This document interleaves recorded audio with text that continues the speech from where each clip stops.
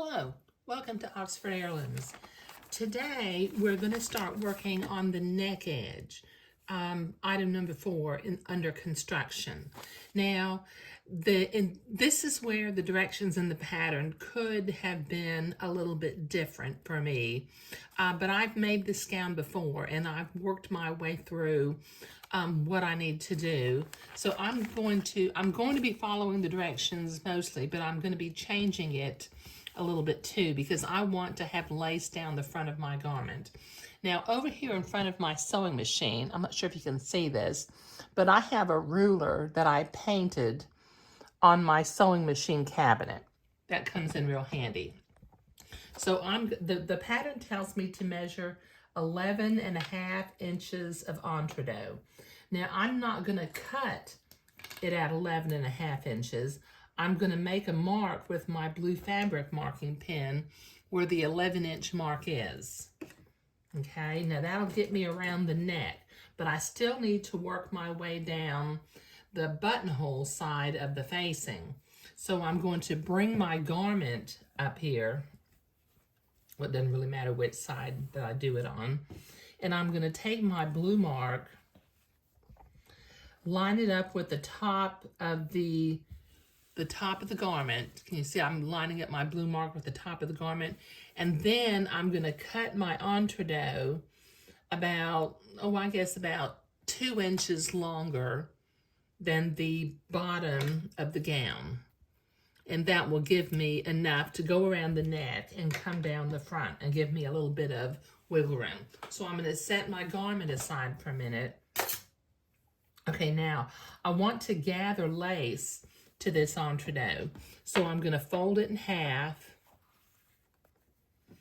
And I need to have 3 halves in order to have a piece of lace that is 1.5 times the length of the entredot. So let me find the end of my lace. There it is. Okay, so I'm going to measure 1/2, a 2nd half, and a 3rd half. And then clip my lace. Okay, now I need to prepare my entredot like I've done in previous videos. So using my embroidery scissors, I'm going to cut one side of the entredot batiste away, cutting very close to the entredot ladder. So that'll take me a minute to do. Okay, now I'm not using Moline lace because Moline lace is one-sided, so that's kind of good. But this part of the entredot will go down the front of the garment, and this part will go around the neck hole. So what I'm going to do is I find it, when I'm gathering long lengths of lace, I find it helpful to make a mark. Now I've already made a blue mark on this, so I think what I'm going to do is I'm simply going to put a pin in. I'm going to finger fold a little crease in that. And then when I open it up, I can put a pin in halfway from both ends of the entredot. So this is halfway through the entredot. And what I'm going to do with my lace is I'm going to fold it in half and use my fabric marking pen. I'm going to make a mark in the center of the lace.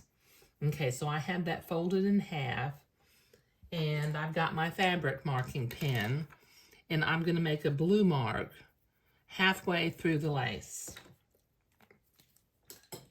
Now, something I find helpful for me, when I'm actually gathering the lace, if you go ahead and pin the halfway parts together, you can gather this lace from both sides, and then it's a lot easier to make sure that the gathers are about evenly spaced on both halves of the lace.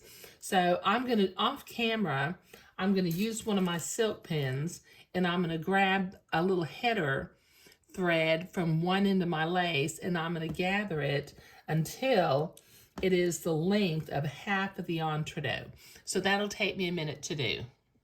Okay, so I have gathered one side of my lace, and it is roughly the size of 1/2 of the entree. So I need to repeat this gathering process on the other side, and then using the technique of attaching gathered lace to entree, I've changed my machine to white thread. I'll set it to a zigzag in the right stitch width and length for sewing entree, but I'll sew that on, but I'm going to do that off camera. Okay, I've got my lace gathered, and now using the technique of attaching lace, gathered lace to entree, I'm going to slowly zigzag this on. This lace is so thin that I don't want it to fold over itself and have a little kink in the lace. So sometimes I move the little gathers around when I'm sewing, but this will take me a minute to sew along the neckline and the front edge of the garment. Okay, so I have my gathered lace sewn to my entree using the technique of attaching gathered lace to entree. Now, this particular pattern, it is called hand sewing, and the pattern tells you to sew the entree onto the neck edge first, and then to whip gathered lace edging to the entree. But, you know, I'm not going to be, you know, this particular pattern was published before French sewing by machine really became popular. So I'm going to be using some of the techniques of machine French sewing and changing up the pattern a little bit as I go along. But in the next pattern, we'll be attaching the neckband. Let me see which side is the neckband is over here. We're going to have our lace coming down the front of the garment, and then the lace going around the neckline, like that. Okay? So it's going to be a real pretty detail for the front of our garment. So that's what we're doing today. Thank you.